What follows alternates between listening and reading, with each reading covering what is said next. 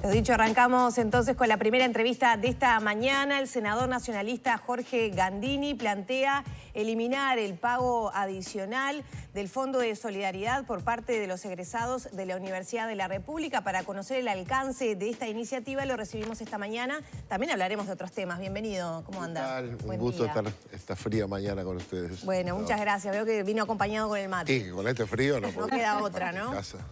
Bueno, ¿cómo surge esta iniciativa de eliminar este pago que data desde el año 2000 y poco, ¿no? El adicional del 2001. A ver, primero una obligación. Yo planteé esto varias veces cuando estaba en la oposición.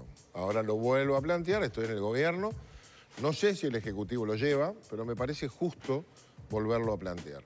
El Fondo de Solidaridad tiene dos componentes. El Fondo de Solidaridad en sí mismo, que es una persona de derecho público no estatal, que recauda los que los profesionales de nivel terciario tienen que aportar. Los que egresan de la Universidad de la República, los del nivel terciario de la UTU y los de la UTEC. Esos tres, pasados los primeros 5 años de recibidos, comienzan a hacer un aporte que es diferente según si su carrera es de 4 años o más de 4 años. Eso tiene un destino que no hay que tocar, que está bien, que son becas para otros estudiantes. Recibieron una educación de la universidad, el Estado se la dio gratuita. Después que se reciben y más o menos se asientan en su profesión, comienzan a pagar un monto anual que lo pagan en cuotas, que tiene como destino ayudar a estudiantes que tienen que trasladarse del exterior, tienen que vivir en un apartamento, si no tienen recursos suficientes para empujar a los estudiantes de sectores menos pudientes a que hagan su carrera universitaria. Eso no se toca. Pero en el 2001 se agregó lo que se llama un adicional. Ese adicional en aquel año de dificultades económicas se creó con un destino diferente, el presupuesto de la Universidad de la República. O sea que aquello que era transitorio se transformó en permanente, tiene más de 20 años, tiene como destino el presupuesto universitario. Y el presupuesto universitario, que es mucho más que esto, lo paga el Estado. Y las cosas hay que volverlas a poner en su lugar. Es decir, los profesionales tienen que pagar el Fondo de Solidaridad para las becas, pero el Estado tiene que pagar el presupuesto universitario. De esta forma, ese porcentaje que aportaría lo que es ese adicional, de todas formas, no es que ese dinero se perdiera del presupuesto, sino que lo que usted plantea es que lo ponga a rentas generales. Para no hacer una cosa tan... A ver, ¿cuánto recauda la universidad del adicional? ¿Cuánto va a la universidad? Unos 13 millones de dólares por año. Si nosotros derogáramos esto, hay que ponerle al año siguiente 13 millones de dólares. Lo hacemos de manera gradual para que de a poco los que pagan el adicional vayan pagando un poquito menos cada año. Y lo que dejan de pagar en 4 años. 2023 pagan un 25% menos, un 50% menos en el 2024, en el 2025 un 75% menos y ya en el 2026 no pagan. Al mismo tiempo, la rendición de cuentas debería incorporar esos 3 millones y pico de dólares que en cada franja pierde la universidad, lo debería compensar. Hasta llegar a los 13 al final de los 4 años. Y eso puede ser soportado, o sea, podría ser incluido, por lo menos de forma primaria. Yo creo que no es un monto demasiado significativo para el presupuesto. Creo que tiene una base justa y es que los egresados ayuden a los estudiantes que vienen atrás, pero el presupuesto universitario lo tiene que pagar el Estado. No le podemos sacar ese dinero a la universidad, no es justo tampoco, así que hay un proceso de transición, entonces pagan un poquito menos, el Estado compensa eso. Parece lógico. Hay una discusión política detrás, siempre hay recursos escasos. Claro, ¿ya podría entrar en esta próxima rendición de cuentas? Por eso lo presento ahora, porque está en el contexto de la rendición de cuentas. Es más, mi proyecto podría quedar de lado e incorporarse estos 2 artículos íntegros en la rendición de cuentas y un tercero que prevea la transferencia de los recursos. Y usted que conoce y ya habrá dialogado con otros legisladores, en este contexto de situación económica después de la pandemia, donde ya está la discusión de que va a haber muy poco incremento en muy pocos rubros, ¿tiene cabida esta iniciativa? Desde todos lados se dice que la educación tiene que ser uno de los sectores que reciba algunos refuerzos de rubros. Y esto es educación. No es ANEP, pero es educación. Yo me parece que, y ya hablando de rendición, me parece que tenemos algunos asuntos pendientes en materia presupuestal. Y obviamente que la reforma educativa, que es un compromiso y una necesidad, requiere algunos recursos. Pero también, y por ahí voy yo, en estos días vamos a tener reunión con el equipo económico a nivel partidario, creo que tenemos que cumplir con una mirada larga de resultados a largo plazo, con la innovación, con la ciencia, con la tecnología, con la investigación. Vimos lo importante que es para el país con la pandemia. Como que todos nos asombramos de todo lo que había en el país acumulado y lo importante que es de un sector que tiene perfil bajo. El GACH, nos enteramos quiénes eran allí. Antes eran unos ilustres desconocidos que trabajaban en el anonimato aportando conocimiento. Vimos lo importante que era como resultados y todo lo que allí está acumulado y todos nos comprometimos. Pero luego hay que ponerle recursos importantes. Bueno, en las últimas horas, de hecho, hubo un pedido formal al respecto con Radi y con Paganini haciendo un pedido en esa línea. ¿Sabes lo que nos pasa? Cuando vamos a discutir una rendición de cuentas, un presupuesto, todo el mundo tira esa frazada corta que nunca alcanza. Las demandas siempre son mayores a las posibilidades. Pero la ciencia, la tecnología, la innovación no tiene voz, no tiene sindicato, no hacen manifestaciones en la puerta del Parlamento, no hacen paro. Es un sector en el que todos conscientemente sabemos que es importante, pero hay sectores que tienen más capacidad de presión para quedarse con un poquito de lo que hay. Y entonces creo que tenemos que volver a aquel acuerdo. ¿Recuerdan que hace unos cuantos años atrás, creo que fue en el 2014, era candidato Luis Lacalle Pou, era candidato Vázquez y no me acuerdo quién más? Hubo un compromiso de todos los candidatos a presidente de que la ciencia y la tecnología recibieran el 1% del producto. Exactamente, eso le quería preguntar. ¿Se va a poder llegar al 1%? Estamos en el 0,4%. Exacto. O sea, estamos lejos, no hubo un avance. Por eso que le digo, porque no tiene lobby la ciencia y tecnología a la hora de tironear recursos. Bárbaro que ahora Radi, esta gente que se ha hecho muy conocida y muy respetada, vayan a pedir.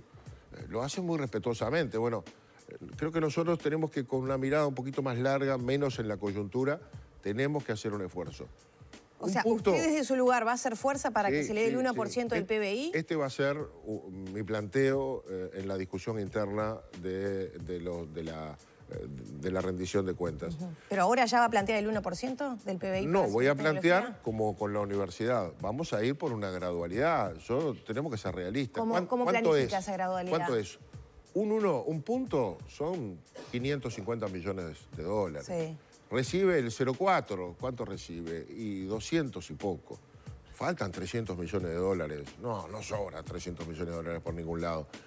Pero si nos lo planteamos, si generamos un proyecto importante de ciencia y tecnología articulado con metas y sobre las metas nos comprometemos a aportar los recursos, quizás podamos lograr un acuerdo gobierno, parlamento, para ir gradualmente incorporando. ¿Se ha tenido conversaciones con el equipo económico sobre estos temas para saber qué tan informales? Y en esa línea... Y a ver, y la sensibilidad está. Lo que pasa es que el equipo económico... Pero lo que falta es... Mira números. Y dice, poner los números. Pero también tengo pedidos para la seguridad pública y tengo problemas con la policía.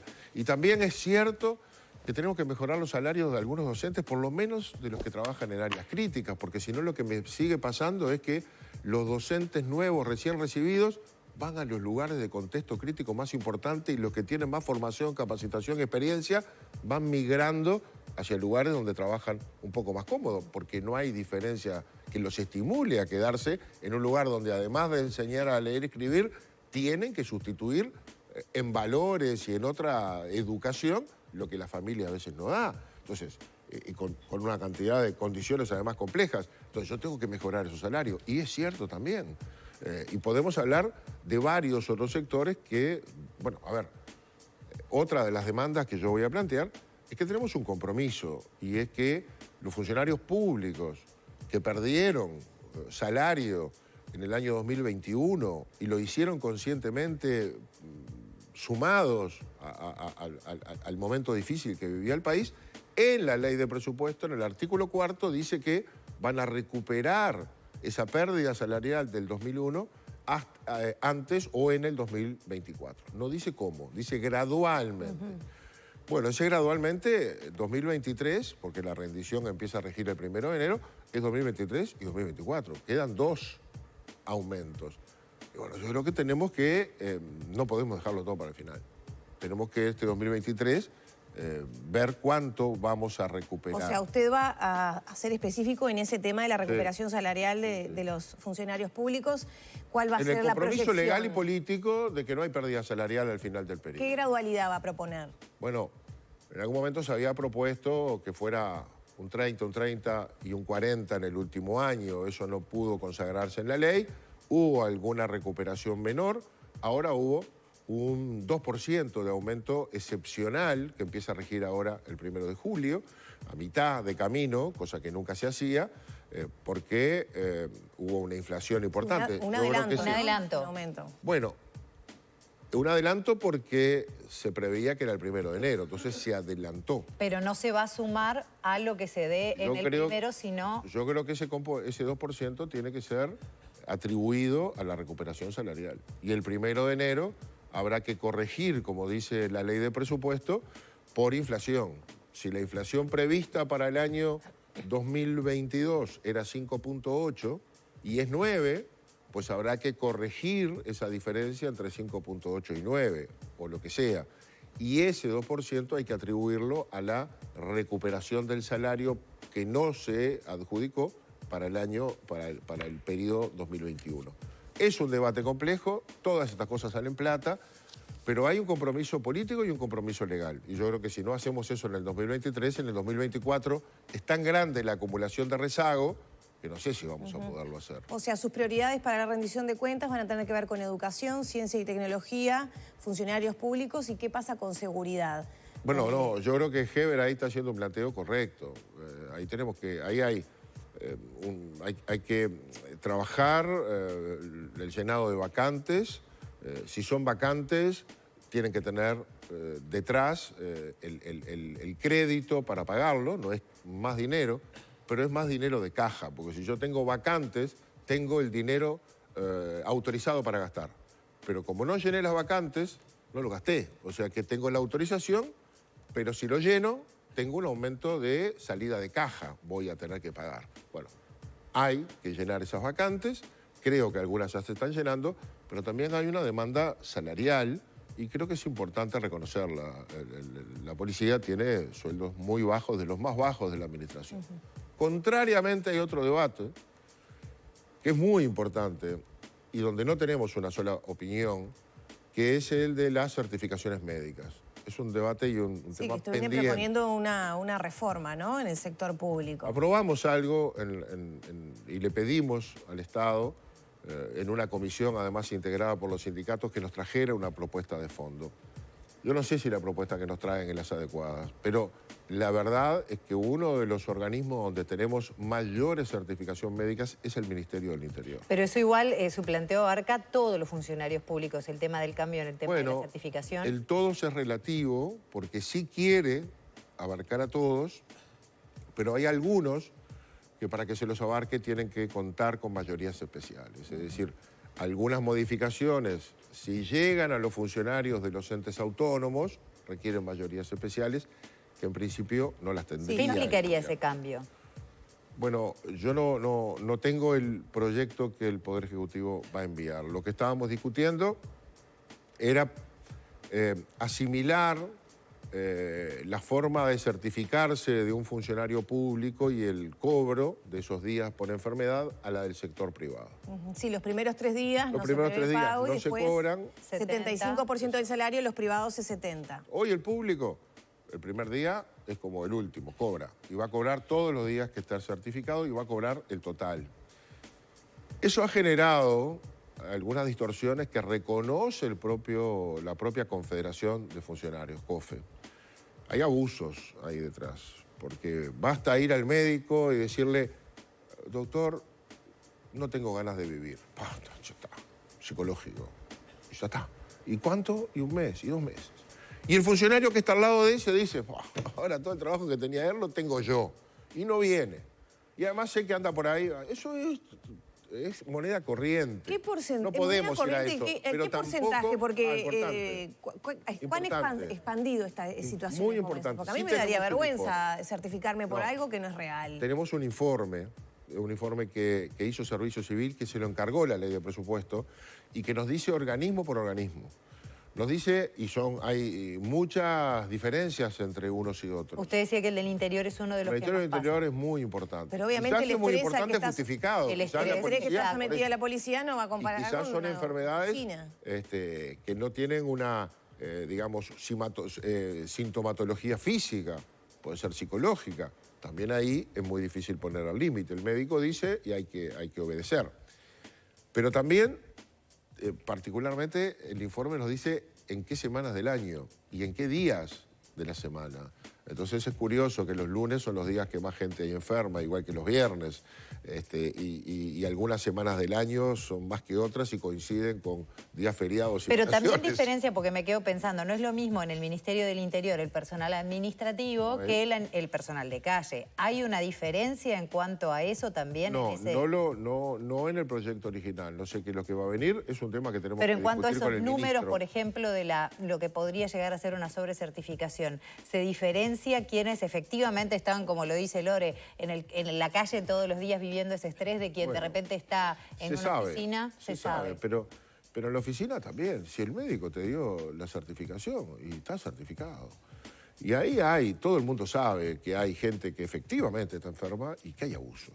Entonces, en ese equilibrio es donde tenemos que encontrar soluciones. Yo creo que hay que ir por otro lado. A mí no me gusta la solución. La verdad que no me gusta. Pero, por ejemplo, a esta altura, con toda la tecnología que tenemos, y esto también se lo encarga la ley de presupuesto al BPS, podemos cruzar información, porque lo que se nos da mucho es que, por lo menos en lo que sabemos, es que un funcionario está certificado en el liceo en el cual trabaja porque está enfermo, pero va al privado.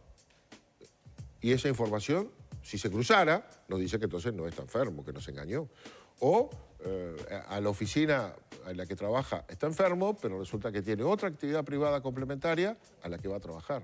Por no decirle que agarró la changa en el taxi toda la semana y entonces toda la semana está enfermo. ¿Y qué falta para lograr ese cruzamiento? No, yo creo que el BPS está muy cerca de tener esa información. Lo que falta es poner, y esta es mi opinión, en la ley que descubierta esa maniobra es causal de destitución. Eso tiene que ser causal de destitución. ¿Esto va a estar incluido en esta rendición de cuentas también? El debate seguro. El debate seguro. Yo creo que el Poder Ejecutivo o lo incorpora a la rendición o opta por un proyecto aparte, pero va a ser concomitante con la rendición. O lo discutimos dentro del proyecto de rendición o aparte. ¿Va a ser una comisión a nivel Senado, en principio? Bueno, la rendición, como siempre, ingresa al Parlamento. No, me refiero en ese tema en particular, si fuera por fuera. Si ese tema ingresa aparte, probablemente vaya a la Comisión de Asuntos Laborales, porque es un tema de esencia laboral. Pero tiene que haber un trabajo con los médicos. Los médicos también son los de firma fácil muchas veces. Y en los organismos, el médico que fue funcionario toda la vida, no hacerle la firma a un compañero que le pide unos días, es difícil. Sí, es una problemática como con varias patas. Una de las cosas bien interesantes a mirar es cómo está funcionando algunos organismos donde la certificación se tercerizó. Y no es el organismo el que certifica o los médicos del organismo, sino una empresa contratada, donde el médico y el funcionario no se conocen. Y donde ¿certifica menos en esos casos? Parecería que sí. La primera mirada es que allí hay menos enfermos, menos certificaciones médicas y de menos días. También es verdad que hay que protocolizar, y no puede ser que una gripe te dé 15 días, como no puede ser que el cansancio o el estrés te dé 6 meses. Y el BPS está trabajando en esa protocolización. Por eso me parece que antes de ser tan severos y tan genéricos con cambiar el modo de cobrarles los días a los funcionarios, no pagándoles los 3 primeros y después el 75%, deberíamos avanzar por otros mecanismos haciéndonos cargo y responsable el Estado de que muchas de estas cosas pasan por falta de control de nosotros mismos. Claro, porque es muy delgada la línea entre lo que realmente es algo fraudulento y lo que es una enfermedad que puede ser difícil de percibir. Se me ocurren 1000 casos, fibromialgia es una de las más típicas como un ejemplo de que es muy difícil. Entonces, claro, es un trabajo que tiene que ser con médicos realmente que puedan marcar los límites. Hay dos equilibrios. Uno es ese y el otro es no permitir el abuso ni dejar que los buenos funcionarios sean perjudicados por un régimen que lo que quiere es impedir el abuso. Entonces, resulta que el que no falta nunca, salvo cuando de verdad tiene una gripe, al final, si está 5 días en la casa, termina perdiendo porque se cambió el sistema. Ahí tenemos un problema y me parece que merece todavía bastante trabajo. Gandini, y a propósito del tema rendición de cuentas y el tema seguridad, usted va a ir entonces por un incremento salarial para la policía y llenado de vacantes, ¿se le lleva el 20% que está pidiendo el sindicato policial? No, a ver, yo voy a escuchar al ministro del Interior, vamos a tener la primera reunión el próximo lunes. Mi sensibilidad va por ese lado. La policía, nos hemos comprometido, la educación, hay que financiar, por lo menos gradualmente, la reforma educativa, que es prioritaria. Lo que le decía de ciencia y tecnología, a ver si podemos hacer una gradualidad. Esto de sustituir lo que pagan los egresados universitarios al adicional del fondo. Y, bueno, mirar algunas otras cosas que no son estrictamente presupuestales, pero la rendición de cuentas es una buena ¿Qué otros temas, por ejemplo? Vamos a ver, sé que de los organismos vienen algunas medidas de reformas, las tenemos que ir mirando. Este mes va a ser el mes de debate, la previa, digamos, al presupuesto. El presupuesto va a entrar el 30 de junio, la rendición de cuentas, el 30 de junio. La iniciativa la tiene el Poder Ejecutivo. Hay cosas que si el Poder Ejecutivo no las manda, no las podemos hacer. Entonces, estamos en esa conversación. ¿Y tiene un número usted de todo esto que plantea? No. ¿De incremento? Por eso hay que comentar. ¿Es un poco ambicioso? No, pero a ver, hay que ver, para poder entrar a jugar a nivel de piso, hay que ver el macro. Yo creo que ha mejorado la recaudación, uno mira, son buenas noticias, ha ido bajando el déficit fiscal, ha ido subiendo la recaudación del Estado porque la economía viene creciendo. Tomamos un país antes de la pandemia con estancamiento, con crecimiento cero, con un déficit importante, 5 puntos del PBI y un alto desempleo. El desempleo viene cediendo, la economía viene creciendo, el déficit viene bajando. Esas variables hay que mirarlas a futuro, hay que proyectarlas y ver si hay un cumplimiento de la meta fiscal y eventualmente un sobrecumplimiento de la meta fiscal, es decir, de las previsiones que había. Y si lo hay, yo creo que es el momento de dar señales, porque venimos saliendo de la pandemia y porque venimos con algunas condiciones externas que nos condicionan bastante. Entonces, si tenemos oxígeno, hay que ponerle más. Por ejemplo, el hecho de que se haya reforzado para este año la inversión en materia vial, de obra pública, y que vayamos a llegar a 870 millones de dólares, mucho más de lo previsto para este año. Entonces tenemos allí doble vía desde Las Palmeras, desde la entrada de Colonia hasta Rocha, todo va a ser doble vía. O doble vía en la Ruta 5, o Ruta 9, todo eso genera empleo. Pero todo eso se hace también porque hay una predisposición a invertir y generar trabajo y actividad económica en sectores que son dinámicos, es plata pública. Bueno, esa también es la consideración global que tenemos que hacer. Hay margen, sin trastocar las metas fiscales, de distribuir un poco mejor, y yo creo que tenemos la obligación de distribuir un poco mejor. Dejo de lado lo que anunció el presidente el 2 de marzo en su discurso al Parlamento. Dijo, si este año viene bien, vamos a empezar a reducir el IAS para el año siguiente. Bueno, esa todavía es una cosa que no vamos a entrar en ella, pero es una expectativa. No reducir el IAS quizás en el monto, pero sí incorporar deducciones que al final permitan que los sectores que menos, los jubilados que menos tienen, paguen un poquito menos de IAS. Bueno, la frazada corta recién está comenzando a ser discutida, así que ameritará otros encuentros. Muchas gracias, senador. Gracias a ustedes y buenos días.